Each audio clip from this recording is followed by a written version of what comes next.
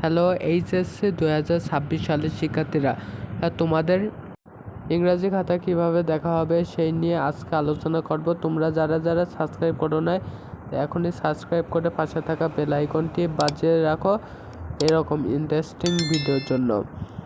তোমাদের অঙ্ক, সমাজ বিজ্ঞান, ধর্ম এগুলোর থেকে ডিফারেন্ট সাবজেক্ট ইংরাজিতে তোমাদের 33 এবং 33 পাইলে তোমাদের মোট মিলায় তোমাদের 66 পেতে হবে। ইংরাজি প্রথম পত্রে তোমাদের পেতে হবে 33 এবং দ্বিতীয় পত্রে পেতে হবে 33 যদি 66 পাও তাহলেই পাস।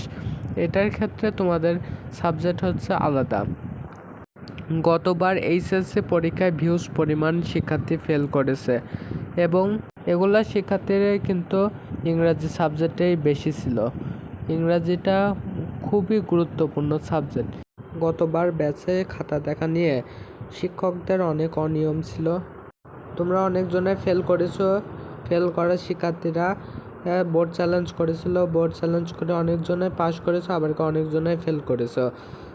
কোনো নাম্বার চেঞ্জ হয় না, এরকম অনেকজনে রয়েছে, আবার অনেকজনে পাস করেছো বোর্ড চ্যালেঞ্জ করে। অনেক শিক্ষক রয়েছে যে কঠোরভাবে খাতা দেখে, কোনো মাপমুপ দেয় না।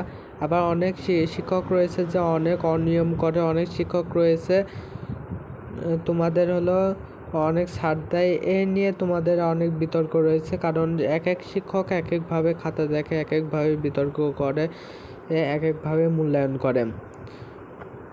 এজন্য তোমাদের এবার যদি ভালো করে খাতা দেখা হয়, ভালো করে স্যাররা নাম্বার দেয়, তাহলে তোমরা পাস করে যাবা। এটা তোমাদের সুখবর। আর তোমাদের কিছু দুঃখের খবর রয়েছে, ওইগুলো পরের ভিডিওতে আলোচনা করব। এখানে ভিডিও শেষ করতেছে। তোমরা যারা যারা আমাদের চ্যানেলটি সাবস্ক্রাইব করে থাকো না, এখনই সাবস্ক্রাইব করে পাশে থাকা বেল আইকনটি বাজিয়ে রাখো।